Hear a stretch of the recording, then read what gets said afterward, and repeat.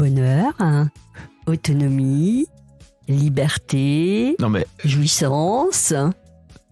Premier degré ? Ou alors, parce que j'ai l'impression que tu es en train de réciter une liste un peu... Non, pas du tout, c'est ce que ça me dit. Okay. C'est ce que ça me dit. Pour moi, c'est... argent, c'est... ouais, j'adore l'argent. En fait, voilà, j'aime l'argent. Exécuté par qui ? Fabrice Florent. Bonsoir, bonjour, bon après-midi à toutes et à tous et bienvenue dans ce nouvel épisode d'Histoire d'argent. Chaque mardi et chaque vendredi à partir de 6h du matin, on discute avec mes invités de leur rapport à l'argent. Comment le perçoivent-ils ? Comment ils le gagnent ? Comment ils le dépensent ? Comment ils l'appréhendent tout simplement ? Alors je suis Fabrice Florent et mon métier c'est de faire parler les gens.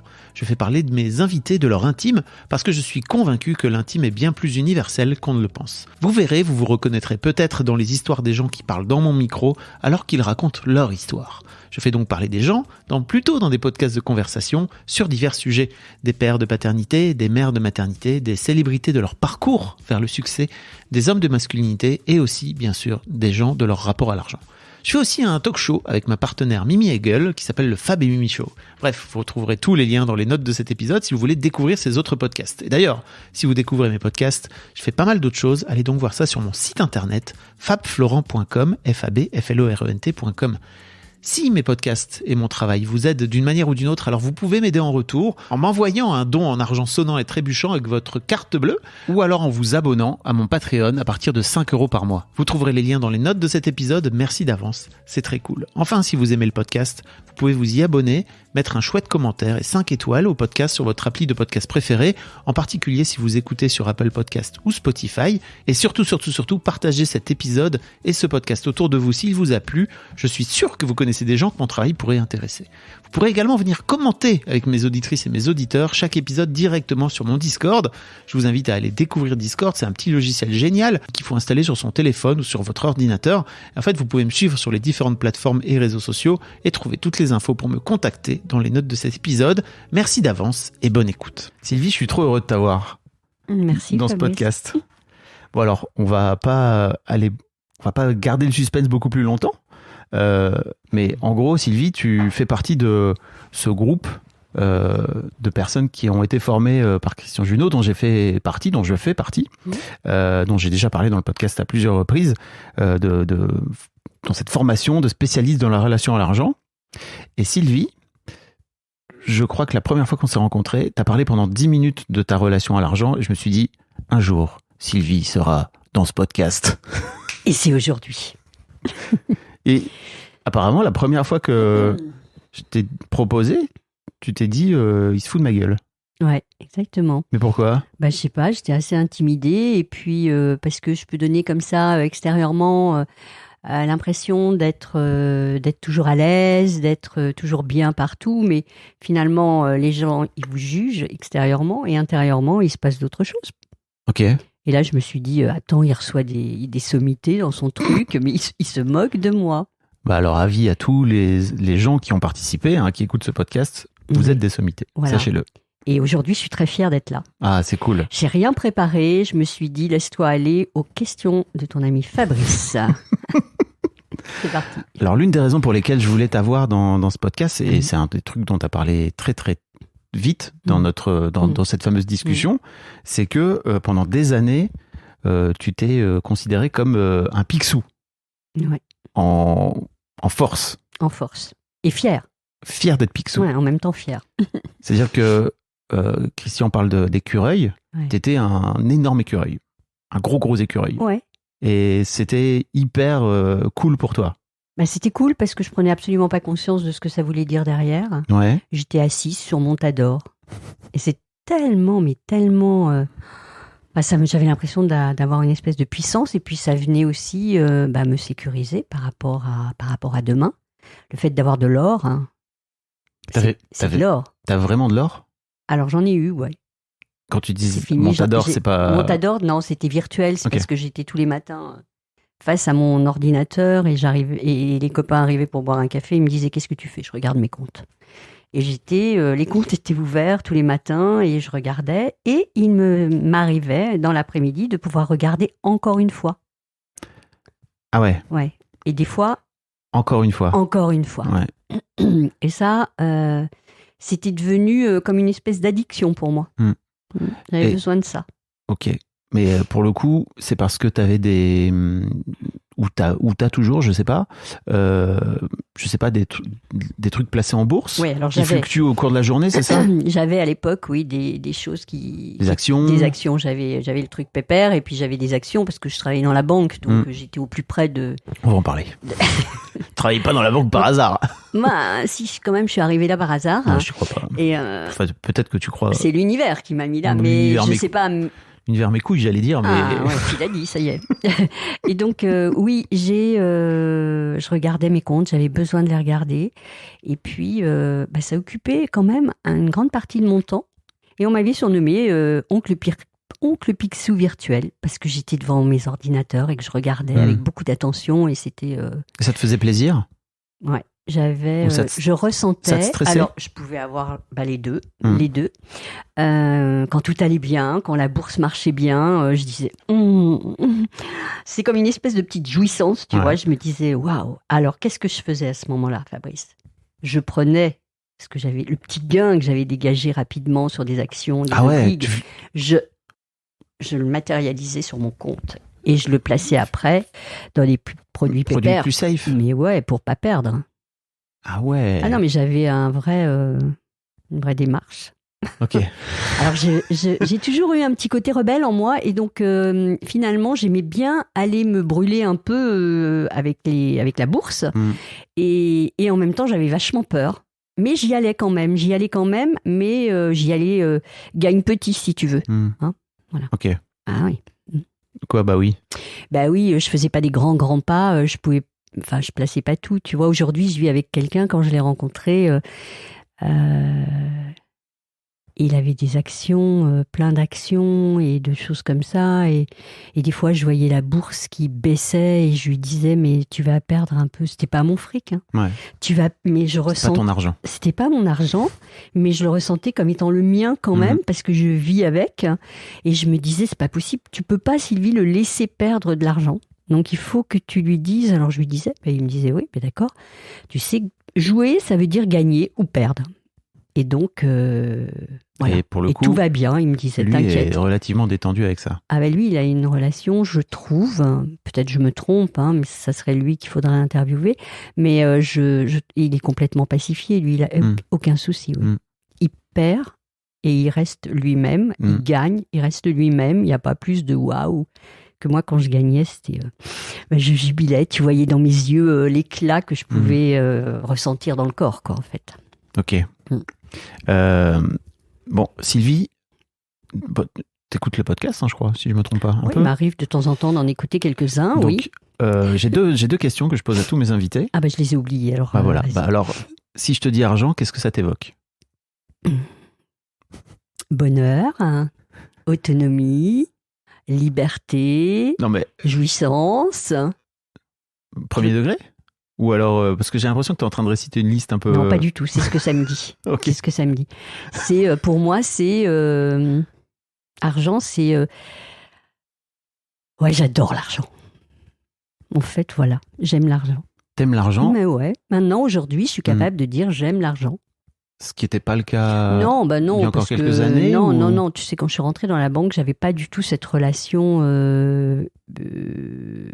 Picsou. J'étais plutôt montagne russe. Mais t'es sûr que Picsou, il aime l'argent?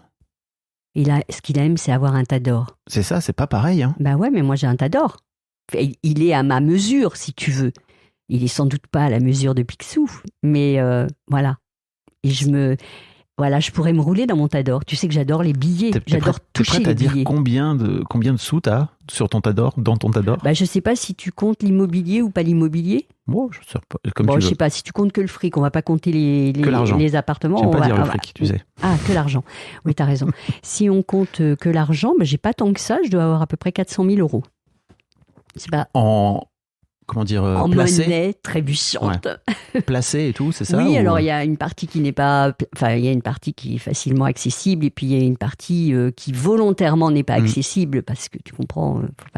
De temps en temps, j'ai quand même des envies de faire des trucs et je me laisse et je m'autorise à les faire. Ouais. Je suis l'écureuil, mais l'écureuil plaisir.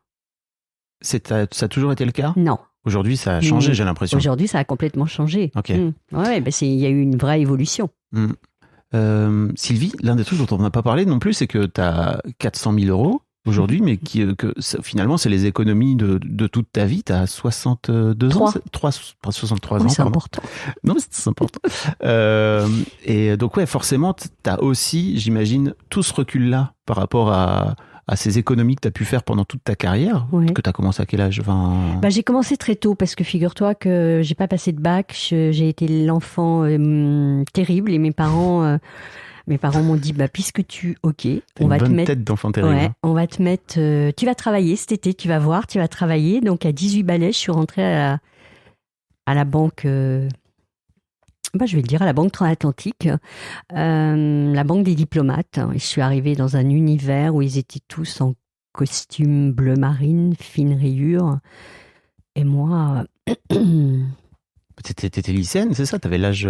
Ouais. Et puis j'étais un peu hippie, quoi. Et comme je les voyais tous comme ça, je m'habillais avec des chemises de mon grand-père parce que j'ai... Oui, parce que, attends, donc c'était il y a quoi, 45 piges, c'est ça? C'était il y a 40 ans, ouais, c'est ça, ouais, 45 piges, ouais, 45 piges, maintenant, le temps passe. Le temps passe. C'est dingue. Donc c'était vraiment fin des années 70, c'est ça? Ouais. Et effectivement... Non, fin des années 70, ouais, si, c'est ça, t'as raison, ouais. Ouais, je suis pas très bonne en calcul. Non, mais c'est juste pour resituer un peu l'époque, tu vois. Ouais. Je t'imagine très bien. C'était pas une époque libérée comme aujourd'hui. C'était vraiment...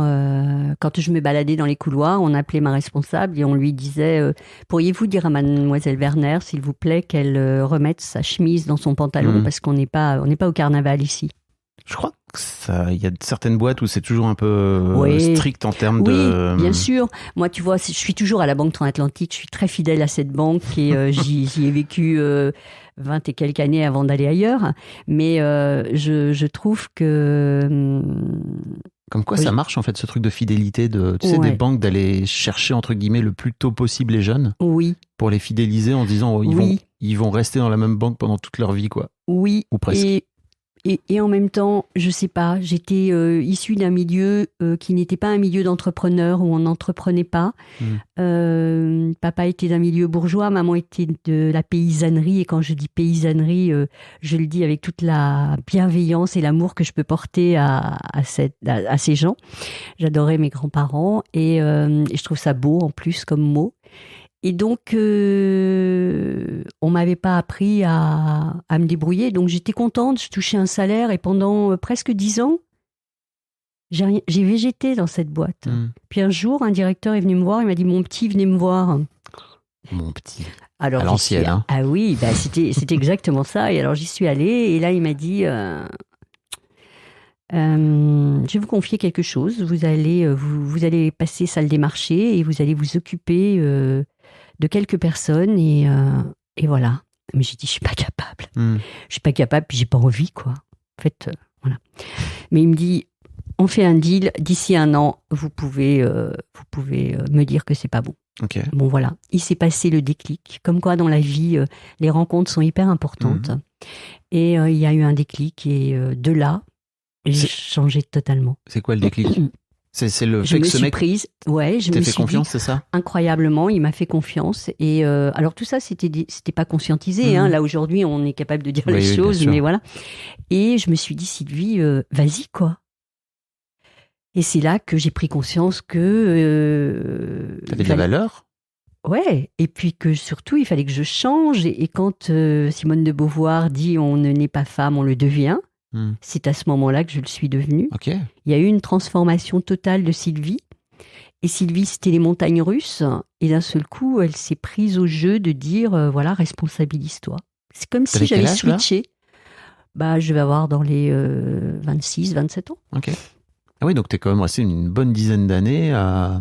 végéter, quoi. Végéter, je faisais je pointais des écritures comptables. Je l'assume. Mais c'est pas voilà, bon. Il n'y a pas de sous-métier, quoi. Non, il n'y a pas de sous-métier, mais il fallait sans doute que je passe par ce chemin. Et aujourd'hui, quand on me dit, mais est-ce que tu referais les choses de la même manière? Finalement, j'adore ma vie, je l'ai adorée, cette vie. Elle a été hyper riche. Attention. Je l'ai. Hein. Attends. Voilà. Et donc, je la referai de la même manière, je pense, ouais. Ok. Ouais. On va reparler de tout ça. Ouais. Ton premier souvenir d'enfance marquant en rapport avec l'argent? Oui, c'est la petite souris. Ah, la petite souris? Bah oui. Avec la dent? Mais oui, on m'arrachait la dent. J'ai même un souvenir assez douloureux de cet arrachage de dents, parce qu'elle elle bougeait beaucoup. Et puis, mon père m'a dit, bon, écoute, on va mettre une ficelle. Non, papa, c'est pas possible. Putain, ce truc, vraiment. Et là, ouais, ils m'ont arraché la dent. Bon, et j'ai eu des sous dans la nuit, et j'étais heureuse le matin. Ah, donc, t'avais déjà ce truc quand t'étais gamine? Bah, je pense, ouais, parce que je faisais des petites économies, là, hein, attention. Tu faisais des économies? Oui, je faisais des petites économies. J'avais une tirelire. J'allais chercher le nom, une tirelire. Ça s'appelait une tirelire. Bah, ça s'appelle toujours, oui. Et puis, de temps en temps, je m'achetais des petits trucs, des petits bons becs, des machins comme ça. J'ai piqué un peu dans le porte-monnaie de ma mère. Ah. Ma pauvre maman. Pas grand-chose, hein, mais de quoi acheter quelques bons becs, quoi. Et ok. J'avais pas d'argent de poche. Ils t'en donnaient pas? Non, ils m'en donnaient pas. Ils ont... c'est assez dur. J'ai eu une éducation assez rigide. Et voilà, il fallait que je formule ce que je voulais. Alors à l'époque, c'était salut les copains. Il fallait que je demande. On regardait comment était le numéro, ce qu'il y avait dedans. Attends, et, salut les copains, c'était un magazine. Donc pour remettre un peu de... Ouais, parce que c'est ça. là, vraiment, on est on parle à... Merci Fabrice. Moi, je l'ai parce que... Ouais. Mes darons, ils sont un peu plus vieux que toi. Ouais. Et j'adorais. Salut les copains, c'était un magazine. C'était un magazine. C'était le magazine des yéyés, finalement. Yes, c'était ça, ouais. De toute une génération. Ouais, exactement. Ouais. Voilà quoi. Et c'était. Alors il y en avait d'autres qui étaient beaucoup plus people. Alors ça, j'y avais pas droit. Mais mes parents regardaient quand même le magazine avant de pouvoir me dire oui. Oui, je pouvais pas arriver à table maquillée. Un jour, je suis arrivée à table. Ils ont dit, personne ne disait rien. D'ailleurs, on était assis les 4. Et au bout d'un moment, je dis, on mange pas. Mon père me regarde et il me dit, bah, quand tu seras passé dans la salle de bain. Oh. Yeah. Ben oui. Alors sur le moment, oui, ça a été difficile, mais bon, j'étais en résistance et il m'adorait, donc je pouvais faire un peu n'importe quoi aussi, et ça c'était voilà, et j'ai vécu dans beaucoup d'amour. Et t'as l'impression que ces 10 ans là que t'as passé, comme tu dis, à végéter, c'était un peu en rapport aussi avec ça, c'est-à-dire que t'avais finalement une estime de toi assez faible? Oui, oui. Ouais. Maintenant que je sais la valeur des mots et que je sais ce que c'est que tous ces mots, il faut quand même que tu saches que quand j'ai quitté le domaine bancaire, je suis arrivée à HEC, j'avais 52 ans, donc il y a 11 ans. T'es arrivée à HEC pour me former au coaching. Ouais. Et là, je me suis retrouvée dans une promotion, nous étions 26 et j'étais dans les plus âgés. Ils avaient tous dans les 35, 40, ils savaient tous ce que c'était que le développement personnel, tous les outils du développement personnel. Moi, je découvrais. Je sortais de mes chiffres bancaires et de ma salle de marché et je ne savais pas tout ça, quoi. Ok. Les petites phrases que tes parents t'ont dites par rapport à l'argent. Parce que tu ne deviens pas Picsou par hasard, j'imagine. Tu mets de côté. Tu mets de l'argent de côté. Et puis Sylvie, tu vas acheter un appartement. Il faut que tu achètes un appartement. Ouais, mais j'ai pas de sous. Tu vas acheter un appartement. À l'époque, il fallait avoir 20% du capital pour pouvoir acheter. Et donc, mes parents m'ont dit, nous allons te donner 20% du capital et tu vas acheter. Voilà. Je suis arrivée à la banque où je travaillais. Le DRH m'a reçu et m'a dit, mon petit... Mon petit. Est-ce que vous... Oui, aussi, mon petit. Est-ce que vous vous rendez compte que votre compte est débiteur et que l'argent que vos parents vont vous donner pour partie va servir à renflouer votre compte débiteur? Est-ce que vous trouvez ça normal? T'avais quel âge? J'étais dans les âges, tu vois, 30, maximum 30 balais, quoi. Donc t'étais pas Picsou? Non, quand j'étais à la Banque Transatlantique au début, j'étais montagne russe parce que je vivais avec un artiste et voilà, l'argent tombait et il repartait. Pour les gens qui ne l'ont pas, le montagne russe, c'est vraiment ça. C'est-à-dire que tu as des très hauts et tu as des très bas. Ouais. Et les très bas, je descendais en dessous du trait. Ok. Parce que j'avais une petite autorisation quand même de découvert. Ouais. Et t'étais à l'aise avec le fait d'avoir un découvert ou... Si tu veux, non, je flippais. Intérieurement, je flippais. Mais en même temps, je le faisais. Tu vois, c'était ça. Et c'est le fait que tu vivais avec un artiste, tu crois, où tu avais tendance à te dire, ok, bon, let's go, ça faisait un miroir intéressant pour toi. Est-ce que lui, de son côté, il avait un rapport plus détendu et détaché à l'argent? Il avait un rapport à l'argent. Aujourd'hui, quand j'y repense, il n'en avait pas forcément beaucoup. Il était, pour vivre, il était antiquaire. Et donc, un brocanteur, je vais dire, c'est beaucoup plus... Voilà, il était brocanteur. Et la peinture, c'était son hobby. Et du coup, moi, je lui ai permis de ne faire que de la peinture. Quand tu dis tu lui as permis? Je lui ai dit, si tu as envie de vivre de ta peinture, vis de ta peinture. Et si on vit de rien, j'ai un salaire et j'assume. Donc, tu es devenu mécène de ce mec, finalement. Ouais. On peut le dire comme ça? On peut le dire. Et tu étais à l'aise avec ça? Oui, ou c'était une forme de sacrifice pour toi? Alors non, ça n'a pas été une sorte de... Non, justement, j'en étais fière, si tu veux. Je pense que j'étais en pouvoir sur. Et non pas en pouvoir pour. Ce qui n'est pas pareil. Pourquoi tu fais la distinction pour les gens qui ne l'ont pas? Parce que je dominais quelque part. Je contrôlais et je contrôlais la relation. Et tout ça, c'était inconscient, c'était des schémas inconscients. Hein. Mais je savais qu'il ne pouvait pas vivre sans moi. Quelque part, je l'avais attaché à moi. Et puis... ça te rassurait quelque part? Sans doute, ouais. Ça rassurait, parce que ça rassurait ton lien? Je l'adorais. J'étais grave love. Ça a duré 24 ans. Hein. Ouais. Et voilà. Et pendant ces 24 ans, tu as été finalement la pourvoyeuse, c'est ça? Pas 24 ans, mais on va dire 14 ans, oui. 14 ans. Ouais. Donc pendant 14 ans, tu as fait en sorte... Et tu as développé pendant ces 14 ans ton côté Picsou? Tu crois que... Ah oui, je l'ai développé. C'était en réponse à ça aussi? Il y avait un côté un peu de responsabilité qui venait avec? J'ai commencé à développer mon côté Picsou quand on m'a donné des responsabilités. Au sein de la banque? Au sein de la banque, oui. Et je me suis transformée totalement. C'est pour ça qu'aujourd'hui, un de mes ateliers phares, c'est image de soi. Oui. Ça, c'est hyper important. Dans ton coaching, tu veux dire? Dans ton activité de coaching? Dans mon activité de coaching, oui. Ça veut dire quoi? En fait, tu as la sensation que le fait qu'on t'ait donné des responsabilités, ça a changé extérieurement qui tu étais, mais aussi intérieurement? Ça a d'abord changé intérieurement qui j'étais. Et puis, pour être extérieurement à la hauteur et dans l'endroit où on me mettait, pour être à la place où on me mettait, il fallait que je change physiquement aussi. C'est-à-dire?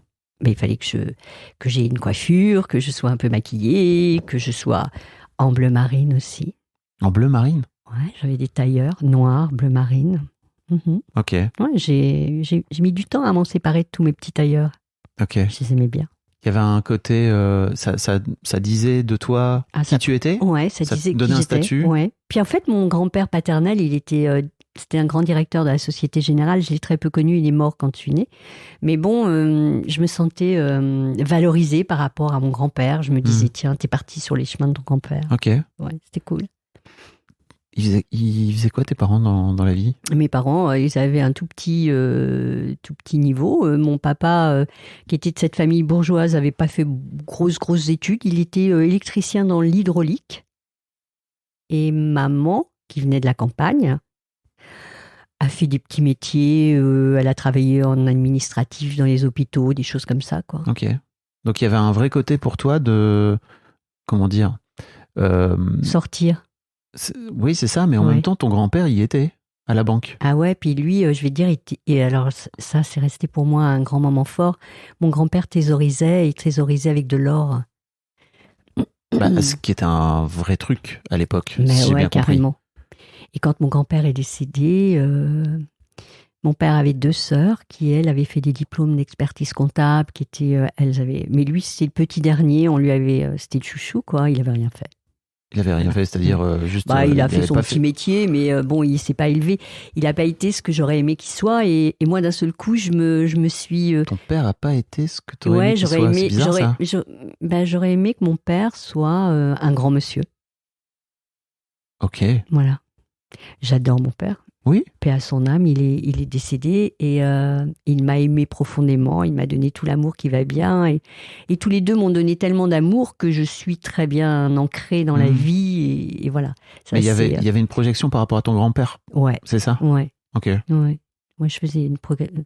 Et alors, quand mon grand-père est décédé, ben voilà, L'or était caché dans la cave de la maison. Ah ouais, t'as une histoire par rapport à ça. Ah oui, ça c'est dingue. Et après, j'ai récupéré l'or, ils se sont partagés l'or, et moi j'ai récupéré l'or, et j'ai fait mettre tout ça dans des sachets plombés à la banque. C'est quoi, sachet plombé? Tu donnes, et puis on regarde si tes pièces, elles sont impeccables, et si elles sont pas impeccables, on te les rejette, tu les vends au poids de l'or, quoi. Ok. Donc, à partir du moment où le sachet est plombé, c'est qu'il y a eu la vraie vérification que tout était impeccable. Ok. Donc, tu veux dire que sur les 400 000 euros que tu as aujourd'hui, tu as une partie en or encore qui est encore là ou... Non, j'ai plus d'or. Qu'est-ce que tu en as Je l'ai peut-être un peu dans la bouche, mais je sais pas. Qu'est-ce que tu en as fait de cet or? C'est mon père qui a hérité, c'est pas moi. Ah. Donc, qu'est-ce qu'ils en ont fait? Je ne leur ai pas posé de questions, mais bon, ils ont transformé petit à petit. Tu l'as pas récupéré en tout cas? Non, c'est pas moi qui l'ai récupéré, je l'ai transformé quand ils avaient besoin d'un peu de liquidité et voilà. Je faisais la vente. Mais c'est intéressant parce que en termes d'héritage, tu sais, souvent, quand il y a un truc comme ça un peu symbolique qui reste, on a peur d'y toucher, quoi. Oui. Là, pour le coup, c'était pas le cas. Non, c'était pas le cas. Mais tu vois, c'est ce côté or quand même, c'est ce côté brillant. J'adorais regarder ces pièces, ces petits... Tu les regardais souvent? Je les regardais quand j'avais l'occasion. Après, elles étaient... maman les avait... Alors, elles étaient au coffre. Hein. Et puis après, elles étaient où au coffre? Le coffre de la banque de mes parents. Et donc, t'allais à la banque? Alors, je suis allée avec maman. Oui. Et puis après, elles sont parties. Elles ont suivi mes parents. Là, je dirais pas, mais elles étaient cachées. Oh, ça me rendait dingue, quoi, de savoir qu'elles étaient enterrées quelque part, quoi. Elles étaient enterrées? Ouais. Bon, aujourd'hui, il n'y a plus rien, hein, mais... Ils avaient... Voilà, ils avaient tout bazardé à Paris, ils étaient partis vivre à la campagne, et voilà. Ils avaient peur de laisser dans le coffre de la banque? En fait, non, ils n'avaient plus envie de les laisser au coffre, ils les avaient enterrés. Incroyable. C'est peut-être de là que me vient ma peur d'être enterrée. Tiens, en parlant. Ok. Mais c'est là aussi... Attends, il y a deux trucs. C'est de là aussi d'où te vient ta peur de perdre ton argent? Non, j'ai vraiment commencé à thésauriser et puis à me dire, tu es responsable, Sylvie, on a confiance en toi. Et puis, tu es avec quelqu'un qui gagne pas forcément de l'argent de manière régulière. Un artiste, c'est pas forcément régulier. Et donc, je me suis vraiment prise au sérieux il faut avoir 10 euros, il faut avoir 100 euros, il faut avoir 100 000 euros devant soi, sinon ça va pas. Et quand j'en avais 100 000, il en fallait 120 000 et 130 000 et voilà. Il fallait avoir plus. Il fallait avoir plus. Et pourquoi il fallait avoir plus? Parce que il pouvait toujours arriver quelque chose que je n'aurais pas maîtrisé. T'avais peur? Ouais. C'était que de la peur? La peur de ne pas pouvoir assumer au quotidien tout ce que j'avais à assumer. Ok. La responsabilité, donc? La responsabilité. Par rapport à ton couple? Par rapport à mon couple, et puis après, ça a été la responsabilité par rapport à maman, qui s'est retrouvée seule, veuve. Et là, j'ai continué parce que je me suis dit, si maman, il lui arrive quelque chose, il faut que je sois là pour aider maman financièrement. Ok. Ça t'a plombé un peu la vie? Alors, oui, ça plombe la vie parce que ça plombe dans la tête. C'est là que ça m'a plombé. Ça plombe comment? Ça vient t'occuper, te préoccuper. Tu te dis, tu continues à regarder tes comptes. Et si maman, il lui arrive ça, est-ce que je vais avoir assez de sous pour ça? Tu vois? Ouais. Bon. Aujourd'hui, c'est beaucoup plus détendu. Oui, j'allais dire. J'ai travaillé. Attends, après, on va parler de ta peur d'être enterré par rapport à l'or, parce que tu viens de toucher un truc là. Mais, et je vais parler après de mon anecdote. Mais comment t'as fait pour te détendre? C'était quoi le chemin? Qu'est-ce qui t'a amené? Déjà, quand mes copains m'appelaient à la banque Oncle Picsou virtuel, je trouvais ça tellement drôle, j'adorais la métaphore, je me voyais assise sur mon tas d'or et j'adorais. Et donc, je conscientisais absolument pas. Surtout, ça t'identifiait à un truc qui t'allait bien, Picsou. Ouais, j'adorais. T'étais trop heureuse d'être Picsou. J'adorais. Et puis, quand je suis arrivée à HEC pour faire... Picsou est un connard, excuse-moi. Oui, c'est un connard, je sais. Oui. Parce qu'après, j'ai été lire un peu sur lui, au-delà de l'image. Oui. Lumineuse. Oui. Picsou est c'est un vrai connard. Oui, pas cool. Bon, mais je me suis dit, assume Sylvie, c'est l'image que tu voulais, tu l'as, elle est là. Bon. Et après, je suis allée à HEC, puis à HEC, on a donc demandé... t'es sortie du milieu bancaire. Ouais, alors j'ai ouvert la porte. T'as ouvert la porte. Et j'ai sauté. Je me suis dit, barre-toi de là, tu n'es plus à ta place. Ok. Il faut que tu fasses autre chose de ta vie. À 52 balais. À 52 balais. Et je commençais à m'appauvrir, tu vois. Je gagnais du fric, ça c'est clair, je gagnais bien ma vie. Et puis, mais je m'emmerdais grave, quoi. Mais je ne savais pas ce que je voulais faire. T'as pas eu peur? Je venais de rencontrer mon second mari qui m'a incité. Ton second mari qui est bien plus détendu sur le rapport à l'argent. Oui.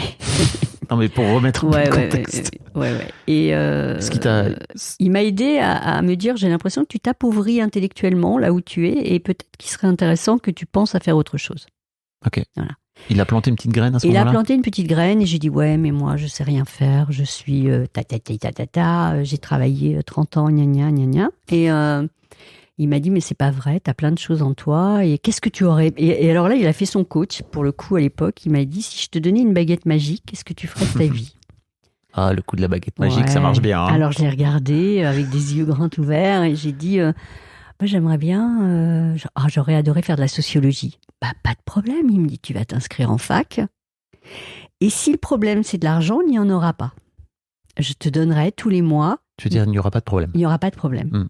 Je te donnerai tous les mois 1 000 € pour que tu puisses rien avoir à me demander. Là, c'était pas... Ouais. Bon, c'était waouh la proposition, mais je ne pouvais pas accepter, moi. Pourquoi? Parce que c'était impossible pour moi d'être dépendante de quelqu'un. Alors que tu as passé 14 ans dans une relation à être 24 ans. 24 ans, donc 14, c'est ça? Donc 14 vraiment, où je dominais. Et là, d'un seul coup, je me retrouve avec quelqu'un qui avait de l'argent et qui, pour lui, c'était pas un problème. Mais c'était pas possible pour moi d'accepter. D'ailleurs, les premiers temps, les cadeaux, j'avais du mal à les recevoir. Et tu avais déjà un tas d'or. Bien sûr. Sur toi, énorme. Oui. Tu aurais pu aller taper dans ce tas d'or, si je puis me permettre. Bien sûr. Tu voulais pas? Non, je sais pas, j'avais des peurs derrière ça. Et puis je me suis dit, Sylvie, il y a plein de gens qui s'ennuient dans leur travail. Et sincèrement, tu as cette possibilité de faire quelque chose de ta vie. Et si tu le fais pas, c'est vraiment que tu es trop conne, quoi. Et là, hop, mon petit côté de folie a fait que j'ai pris un avocat et j'ai dit, vous pouvez gérer ma sortie de la boîte. Ah, t'as fait comme ça? Ouais, j'ai fait comme ça. T'es allé chercher un avocat? Oui, parce que je voulais pas que l'affect prenne le dessus, tu vois. Et donc, comme ça, j'étais en dehors de tout. Incroyable. Mais vrai. Mais oui. Oui, parce qu'en fait, t'avais peur que si tu t'allais démissionner par toi-même ou t'allais sortir de cette boîte... il y était peur qu'ils viennent à un moment donné dans la balance, c'est ça? Oui. Et puis comme ça, ils m'ont appelé, ils m'ont dit voilà, on vous a fait un chèque et je suis partie. Et toi, tu pouvais partir. Et je suis partie et je savais pas quoi faire et je me suis dit qu'est-ce que je vais faire? Voilà. Et à ce moment-là, comment t'es par rapport à ton fameux tas d'or? Est-ce que tu te dis il faut absolument pas y toucher? C'est ça. Et comment t'analyses aujourd'hui que tu as bien travaillé sur ta relation à l'argent? Parce qu'aujourd'hui, j'analyse parce qu'aujourd'hui, j'y touche à mon tas d'or. Oui, mais justement, comment t'analyses aujourd'hui ce fait de ne pas vouloir toucher à ton tas d'or? À l'époque. Parce que j'avais hyper peur. Hein. De quoi? Mais t'imagines, plus d'emploi, 52 balais, recasable, je ne sais pas trop comment. T'avais combien dans ton tas d'or à l'époque? Moi, je sais pas, Fabrice, mais j'en avais. T'avais de l'argent. J'avais sans doute quasiment la même chose que ce que j'ai là. Ok. Je parle en monnaie. Hein. Ouais. Oui, parce qu'en plus, un petit peu. Mais... Sylvie est blindée, sachez-le. Non, blindée, c'est pas ça pour moi. Tout est relatif. Hein. Oui, voilà. C'est exactement, tout est relatif. Ouais. Et donc... Attends, 400 000 euros. Je les ai toujours, je n'ai pas touché. Tu n'y as pas touché? Non. Quand j'y touche... je t'avoue un petit truc. Oh, merci. Quand j'y touche, j'ai fait des travaux dans mon nouveau bureau. Il y a 1 an, 2 ans. Et il a fallu que je sorte un peu d'argent. Ça t'a fait quoi? C'était quand même... je l'ai fait parce que j'en avais envie, il fallait que je le fasse. C'était bon de le faire et en même temps, je sentais dans mon corps des choses qui me disaient « Ouh là là, c'est dangereux ce que tu fais. » Et t'as quand même réussi à le faire? Ah ouais, je l'ai fait. Et là, aujourd'hui, mon obsession, c'est de revoir le curseur arriver exactement au même endroit. Ah, donc t'es toujours là-dedans. Un petit peu. Tu veux combler le trou, quoi. Mais je continue à descendre. C'est-à-dire, je continue à puiser. ok. Non. Mais t'as quand même cette charge mentale, alors. J'ai encore un peu cette charge mentale, ouais. Mais elle ne m'occupe pas, elle ne me préoccupe plus de la même manière. Tu veux dire qu'avant, c'était quotidien? Ouais. Aujourd'hui, ça peut être... Tous les 2 jours. Allez, il y a des semaines où c'est 1 fois par semaine. Ok. Donc c'est bien. Et c'est quoi les moments où ça revient? Cette Alors, obsession de remplir le trou. Elle est bonne ta question. Bah oui, je sais. Ouais, t'es bon quand Ah, même. merci.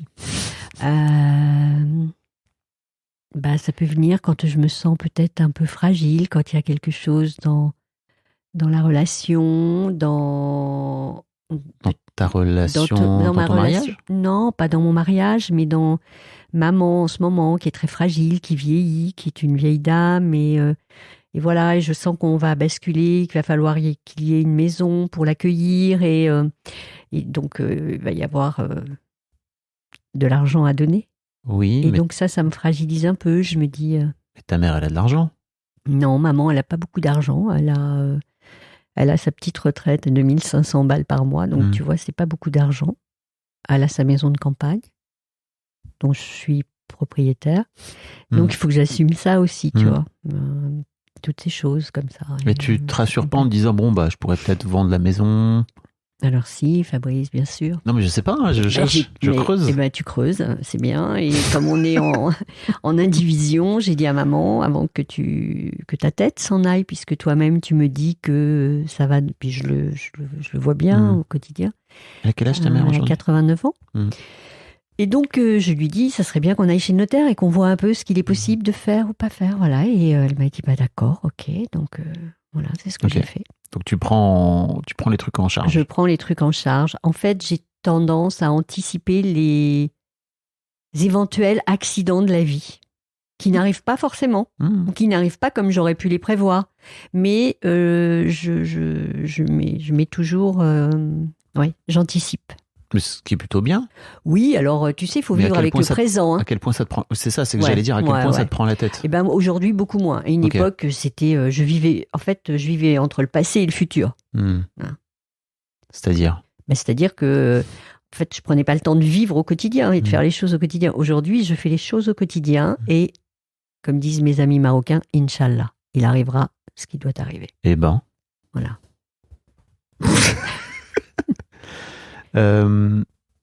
Donc, je veux dire, si tu veux, on progresse dans sa relation à l'argent. Et tu progresses. Ouais, je progresse. J'observe que j'ai beaucoup progressé. Mais j'ai pris conscience de ma relation à l'argent parce que les gens ne prennent pas conscience de leur relation à l'argent. Quand tu leur dis je suis spécialiste de la relation à l'argent, ils te disent et tu leur dis tu veux que je t'accompagne? Ben non, moi tout va bien. Ben moi aussi tout allait bien. Et les gens qui écoutent ce podcast, beaucoup moins. Voilà. Je t'adresse à un public qui a plutôt conscience, je crois. Mais des fois tu peux écouter quelque chose et te dire tout va bien pour moi, mais non, tout va pas bien pour toi. Et je t'avoue que ça m'est arrivé d'avoir notamment un invité qui arrivait en roulant un peu des mécaniques, tu vois, en disant non mais moi tout va bien et tout machin, et que c'était pas aussi évident pour lui à la fin de l'épisode, quoi. Il s'est rendu compte qu'il avait des doses plus complexes que ça. Parce que t'as des bonnes questions, Fabrice, et que tu l'as emmené, il fallait l'emmener, quoi. Tout à fait, quoi. Mais c'est bon, quoi. Et donc quand les gens n'ont pas conscience, forcément. Non, ils n'ont pas forcément conscience. Et moi, j'ai pris conscience de mon rapport à l'argent quand Christian Junot est arrivé à HEC et qui nous a fait un module sur l'argent. Oui, donc dans ta formation de coaching, on a demandé à avoir un spécialiste de la relation à l'argent. C'est pas moi, hein. D'autres nanas qui ont demandé, elles avaient entendu parler de Christian. Et voilà, Christian est arrivé. Et qu'est-ce qui s'est passé pour toi à ce moment-là? Il était banquier, Christian. Il a commencé à raconter son histoire et puis il a commencé à raconter sa relation à l'argent où il n'arrêtait pas de se dire là, il y a les enfants vont peut-être avoir besoin d'un dentier, il va falloir que je fasse ça. Là, il faut pas que ça. Donc, et j'avais l'impression que c'était moi. En fait, j'avais l'impression qu'il se racontait, mais que c'était moi qui le racontais, puisque je vivais exactement en copier-coller la même chose que lui. Ok. Et ça t'a fait quoi alors? Tu t'es dit wow, ok, en vrai, j'ai un vrai souci, ça me prend la tête. Ouais, c'est là que j'ai mis un un point sur mon i, quoi. Et puis je me suis dit, mais Sylvie, en fait, tu pensais être tout à fait normal, tu te posais d'ailleurs aucune question, donc voilà, c'était encore mieux. Finalement, tu as un problème avec l'argent. Ok. Et là, c'est la porte d'entrée. Dallas, ton univers impitoyable. Ouais. Et c'est quoi le premier truc dont tu as pris conscience? Bah, que c'était pas un schéma, c'était un schéma en fin de compte qui m'empêchait d'avancer. D'avancer. D'avancer dans la vie, de me permettre de me libérer des choses, de m'autoriser à faire les choses et l'argent, on s'en fout, quoi. Fais ce que tu as envie de faire, avance. Ok. Voilà. Et aujourd'hui, t'es encore dans l'argent, on s'en fout? Alors aujourd'hui, je sais qu'on en a besoin, on en a tous besoin. Ce matelas, il est bien, il est planqué et c'est bien parce que j'ai un peu mal au dos, donc ça, c'est bien. Voilà. Mais aujourd'hui, je fais ce que j'ai envie de faire, ouais. Et ça, c'est ça la richesse, en fait. C'était pas le cas avant? Bah non. Je savais même pas ce que c'était que la richesse et l'argent. Et j'avais conscience de rien, quoi. Pourtant, t'étais riche. Mais j'étais riche. Enfin, j'étais petite riche, quoi. Ah oui, il y a toujours ce fameux tu truc. sais, quand tu travailles dans la banque, puis t'as les mecs qui sont... moi, j'avais tendance à regarder toujours plus haut. Donc, je me sentais petite, quoi. Elle est toujours pauvre de quelqu'un. Hein. Ouais, exactement. Bah, j'étais toujours la pauvre de quelqu'un. Et je suis toujours aujourd'hui. Oui. Mais t'es plus à l'aise avec ça? Ah ouais, je suis complètement à l'aise aujourd'hui avec ça parce qu'aujourd'hui, je fais ce que je veux. Ma vie, elle est ce que je veux qu'elle soit. C'est-à-dire que ce que tu es en train de dire, c'est qu'avant, tu étais dans un job qui, certes, avait l'air de moins t'épanouir, mais qui te permettait de pouvoir, gagner des points au jeu de gagner de l'argent. Parce que finalement, c'était un peu... C'était ça ton objectif? Bah non, parce que Même j'adorais à partir du moment où on m'a donné des responsabilités, que je suis rentrée côté salle de marché, que je m'occupais de la gestion des OPCVM et tout ça, je me suis prise au jeu et j'ai adoré ce que j'ai fait. En fait, j'ai passé peut-être les 5 dernières années où je me suis ennuyée. Ok. Sinon, j'ai adoré ce que je faisais. Ok. Et alors qu'aujourd'hui, t'es plutôt dans un mood où tu te dis, bah, en fait, l'argent n'est un moyen, c'est ça? Oui, c'est un moyen. Ok. C'est plus qu'un outil? Oui, c'est plus qu'un outil. Mais c'est un outil qui me permet de continuer à progresser, à travailler sur moi-même et puis à accompagner les gens. Ok. Et pour revenir un peu à l'époque où tu disais que tu jouais un peu à la bourse, c'est ça? Oui. Et que les moments où tu gagnais, tu faisais en sorte de retirer tes billes. T'as pas vu mes yeux tout à l'heure, comment ils ont brillé? Mais si. Hein? Ouais. Je jubilais. Il y avait ce qu'on appelait les introductions en bourse. Et j'adorais. Tu peux expliquer ce que c'est? Oui, c'était une nouvelle société qui introduisait des actions et à un prix, on va dire, de 10. Et puis, dans les 3-4 jours qui suivaient, ça montait en flèche. Et là, il fallait vendre au bon moment, quoi. C'était quoi le bon moment? Ah ben, c'était celui que tu considérais qui était le bon. Et moi, c'était toujours un peu gagne petit parce que je voulais toujours rien risquer. L'idée pour moi, c'était de ne pas perdre. Si je gagnais, j'étais contente. Je gagnais petit, hein. Mais je gagnais. Voilà. Ok.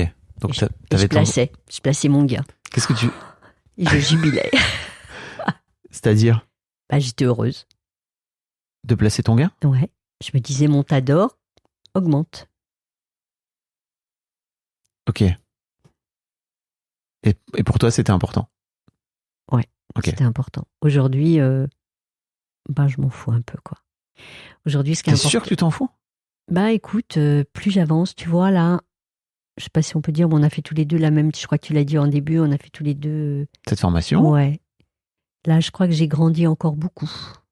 Oui, parce que, pour expliquer un peu aux gens, mais pendant 6 mois, en tant que futur coach, entre guillemets, futur spécialiste de l'argent, on fait aussi en sorte de beaucoup réfléchir à notre propre relation à l'argent pour faire en sorte de projeter un minimum de choses sur les gens qu'on va accompagner, quoi. Oui. Donc c'est assez ça vient challengeant, de quoi. Oui, tout à fait. Hein. On est notre propre matériau et j'ai pleuré encore. Oh.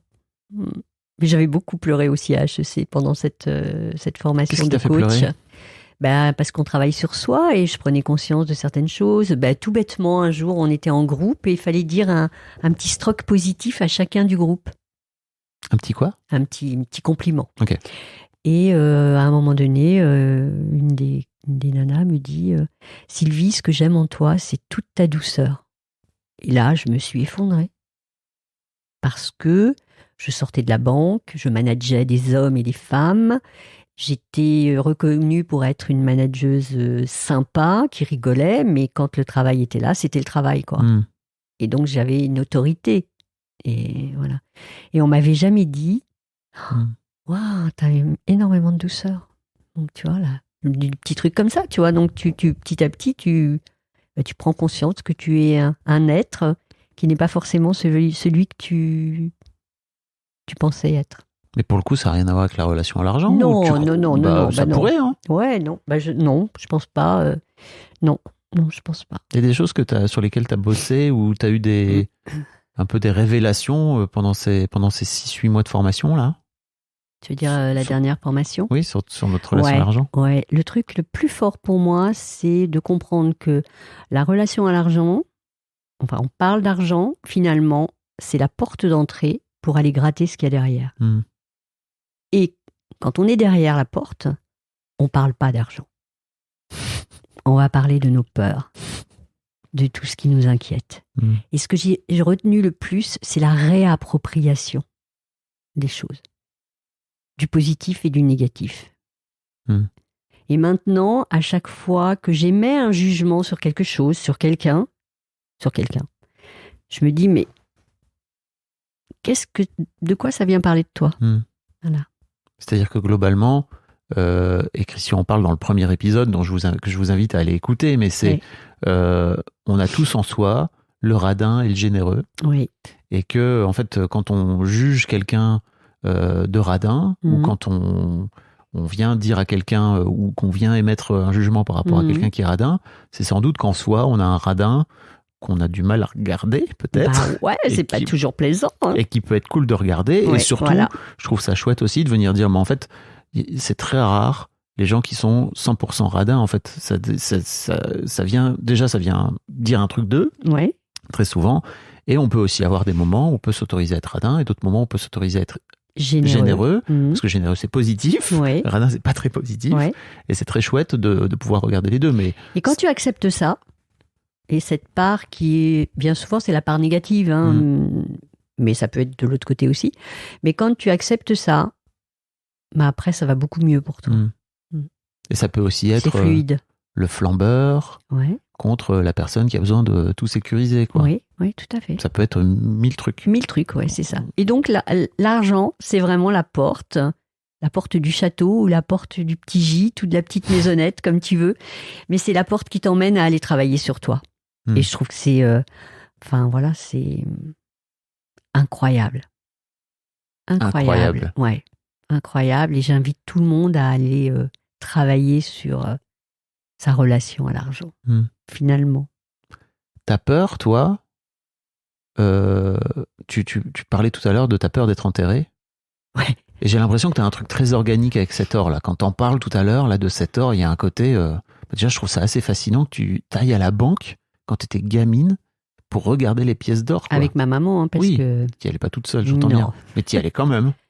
Et tu allais regarder les pièces d'or et tu étais fascinée par l'or. Oui, et puis je suis toujours fascinée par les billets, tu vois. Par le liquide, tu veux dire, par l'argent. C'est ça, l'argent matériel, quoi. Oui. Je touche, D'ailleurs,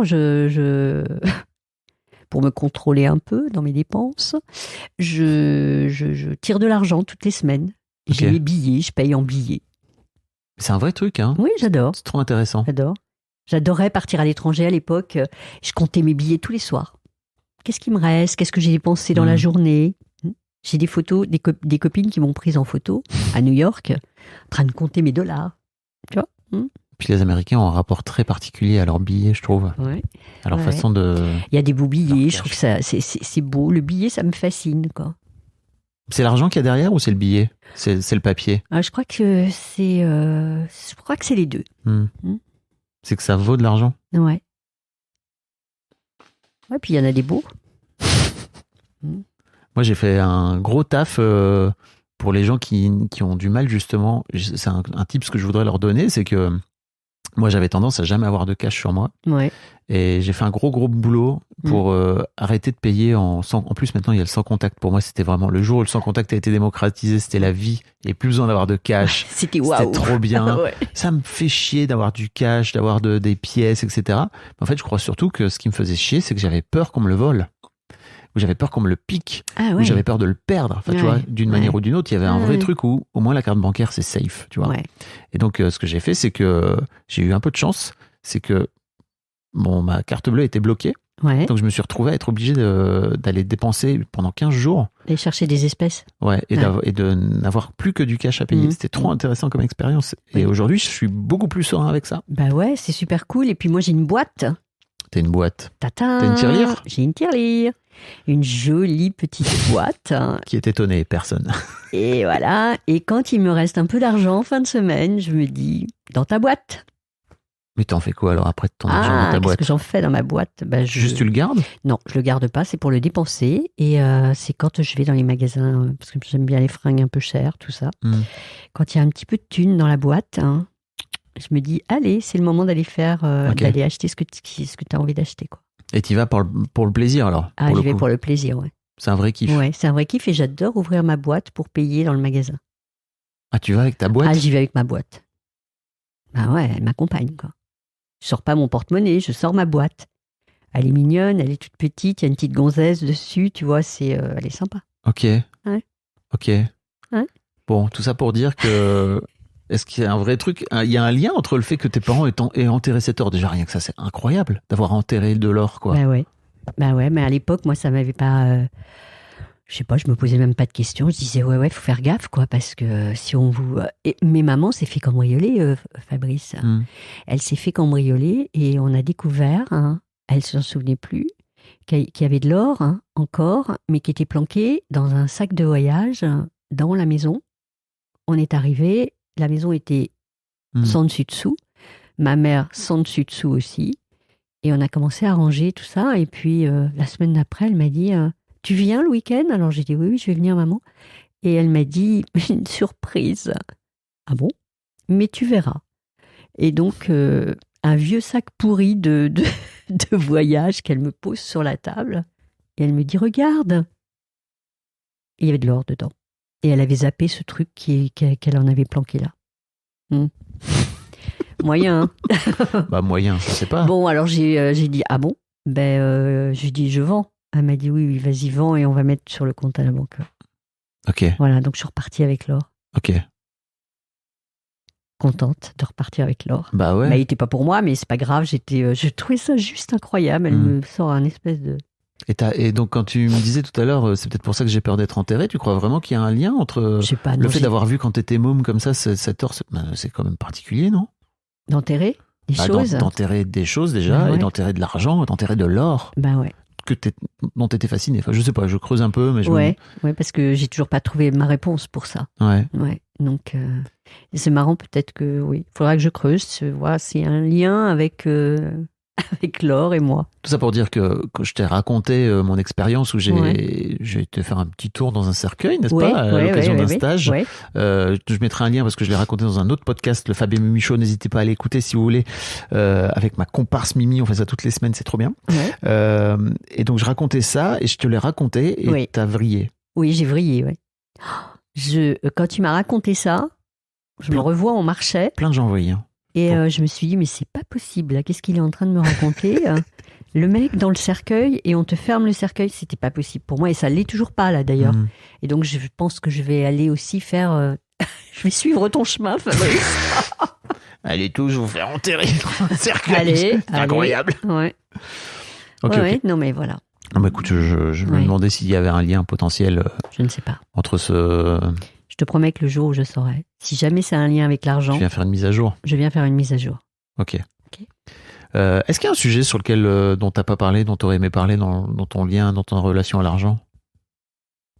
Non, ce que je pourrais dire, c'est que aujourd'hui, avec le regard que j'ai, avec l'expérience que j'ai, si je fais un zoom arrière, je me dis que à un instant T, on est dans une situation, Mais il faut se dire que cette situation, elle ne perdurera pas, elle ne peut que s'améliorer si on prend conscience des choses et si on se donne les moyens d'avancer.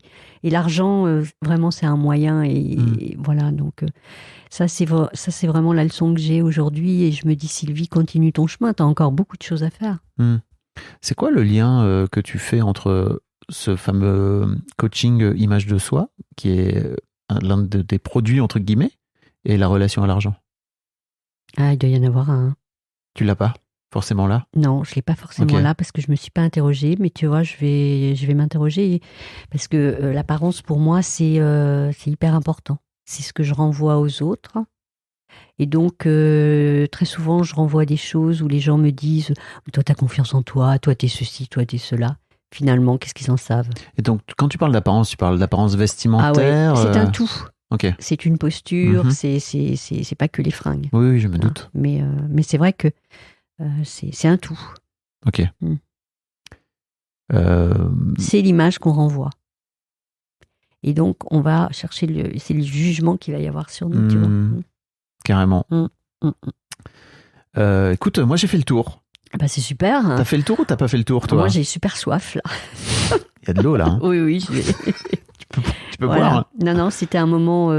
En fait, j'avais vachement peur de venir à ton micro. Ouais. Et... Pourquoi? Ben, je sais pas, je me disais... Parce qu'il y a des sommités. Ouais, puis je me disais... mais qu'est-ce que j'ai à raconter, moi, avec ma petite histoire? Elle est tellement banale et... Bon, en même temps... En même temps, je suis très heureuse d'être venue et d'avoir fait ce petit moment avec toi. Tu trouves que ton histoire, elle est banale?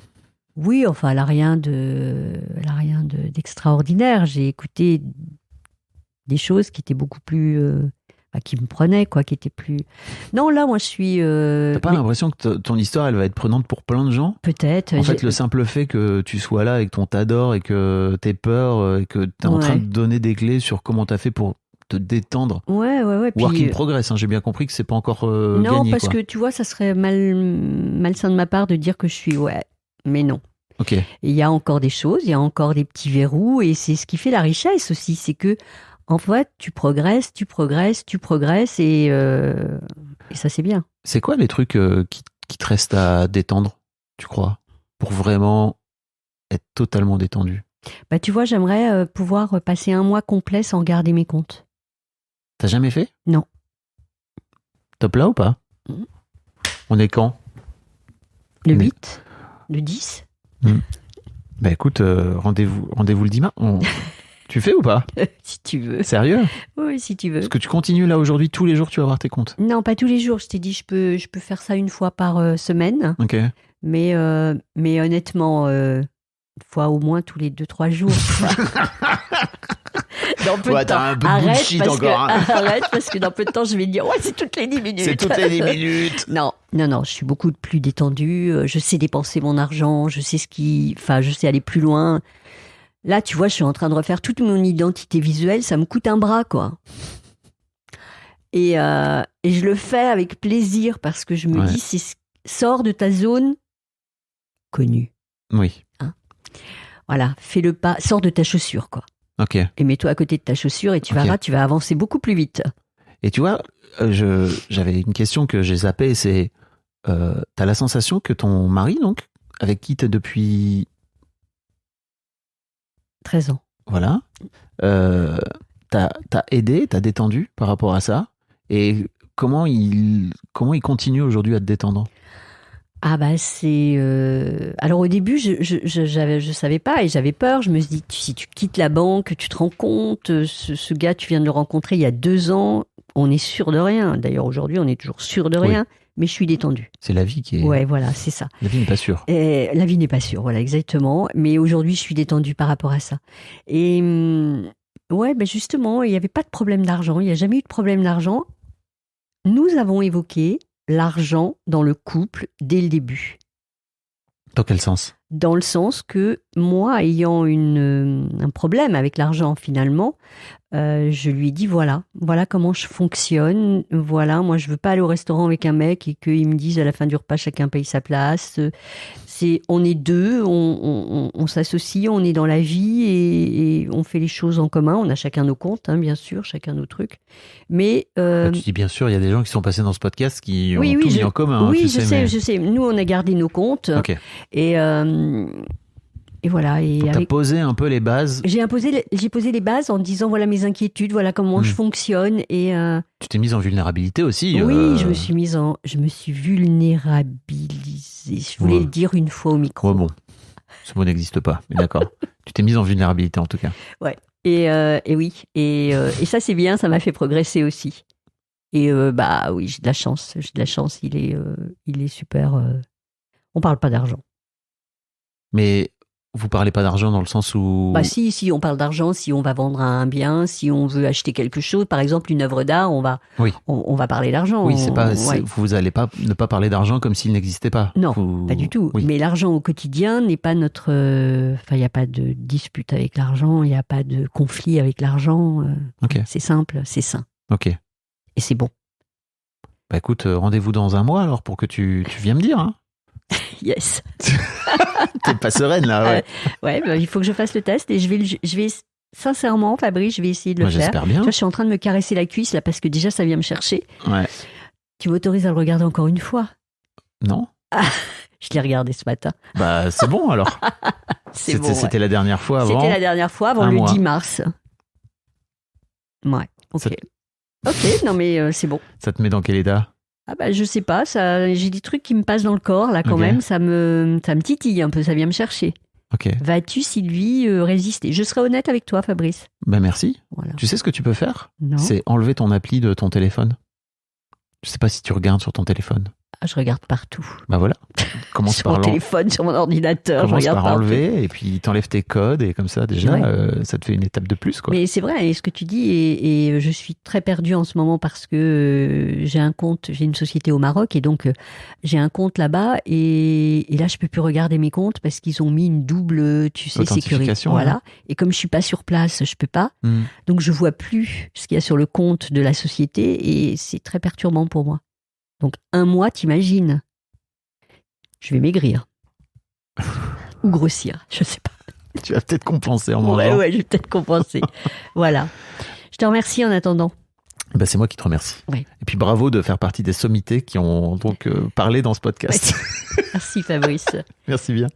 Un grand merci à vous d'avoir écouté jusqu'au bout. Pensez à rejoindre le serveur Discord pour venir commenter avec le reste de ma commu. Je vous trouverai tous les liens dans les notes de cet épisode. Et si mon travail vous plaît, je vous rappelle que vous pouvez m'offrir en échange un peu de sérénité en vous abonnant à mon Patreon ou en m'envoyant de l'argent en vous munissant de votre CB. Vous trouverez tous les liens dans les notes de cet épisode également. Bonne fin de journée et j'espère à très bientôt pour un nouvel épisode de podcast.